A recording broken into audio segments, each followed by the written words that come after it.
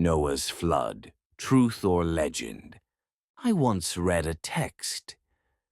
The waters split and spread across the plains. Valleys turned into chasms. The waters clung to every living thing. At first, I assumed it was an excerpt from the Holy Scriptures or the Epic of Gilgamesh. But it wasn't. This text was a deciphered fragment written in Greek letters, and it was undeniably talking about Noah's flood. I'll admit, I was shocked, and that's when my curiosity about the Great Flood began. As I dug deeper, the questions came one after another. Could it really have happened? Did the flood cover the entire world or just a specific region? How could so many animals fit into one ark? And where did all that water come from, enough to drown mountains? If the flood truly occurred, then its traces must still be here, somewhere on Earth. So then, where's the evidence? The story of Noah. Prophet Noah was a descendant of Adam, from the line of Seth. He had 4 sons, Shem, Ham, Japheth, and Canaan. He was honest, pure, and faithful. But the people of his time had sunk into the deepest moral decay. The strong oppressed the weak, and justice had vanished. When wise men they admired passed away, they made statues in their memory. In time, those statues became gods, and humanity forgot its creator. Noah warned them again and again, but no one listened. They mocked him, saying, "This man has gone mad." Even his wife and one of his sons turned away from him. Society had twisted so much that they now called wrong right and right wrong. One day Noah couldn't bear it anymore, and he prayed, "My Lord, I can't endure this any longer. Deliver us from these people." And then came the command, "No one else will believe.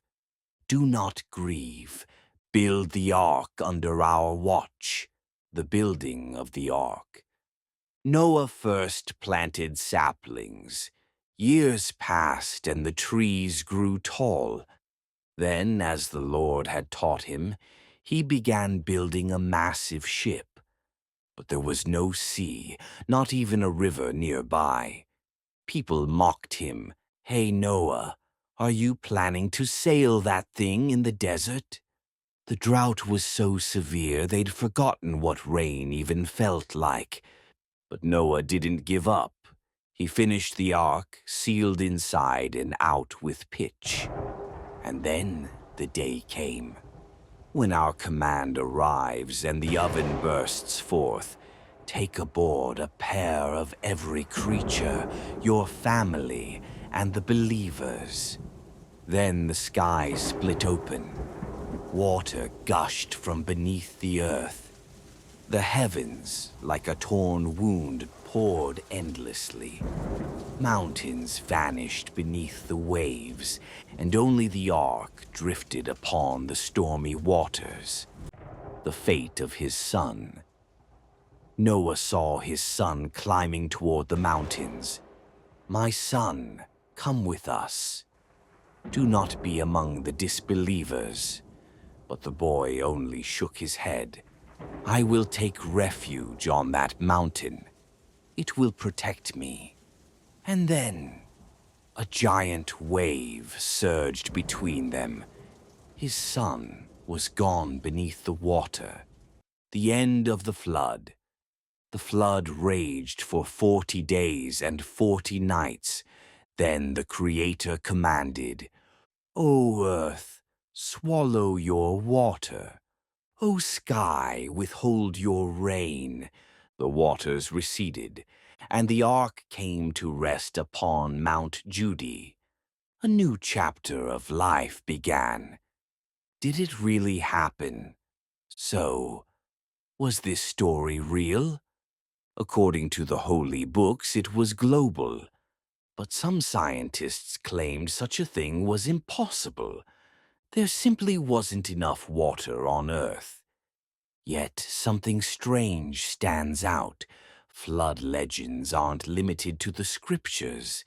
In China, India, Sumer, ancient Greece, Babylon, every culture tells of a great deluge. The details differ, but the essence is the same. So many distant civilizations describing the same event. That's pretty strange, isn't it? Following the science, in the 1920s, Sir Leonard Woolley began excavations in Mesopotamia. Deep underground, he discovered thick layers of clay and silt, clear evidence of a massive flood. Later, researchers explored the depths of the Black Sea.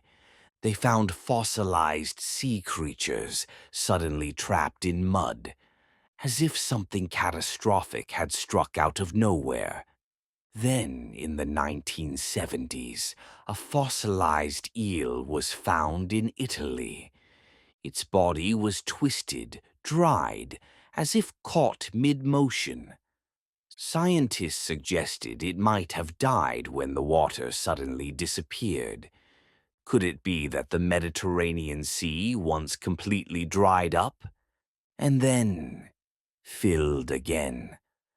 All these findings point toward a colossal flood, one that might have stretched from Mesopotamia to the Black Sea and even to the Mediterranean itself. Was it truly global? Even atop the highest mountains, scientists have found shells and fish fossils in places where no human had ever lived. How could sea creatures possibly exist there? Seeing all these traces, can we really say it never happened? Maybe, just maybe, the entire world was once drowned in water. How did the animals get to the ark? Perhaps Noah didn't gather them one by one. Maybe they came on their own, answering a divine call. Not everything needs a logical explanation. Some things can only be understood by believing. Final words. After Adam, humanity lost its innocence. Sin followed us like a shadow. The flood was our second chance, but we wasted it too.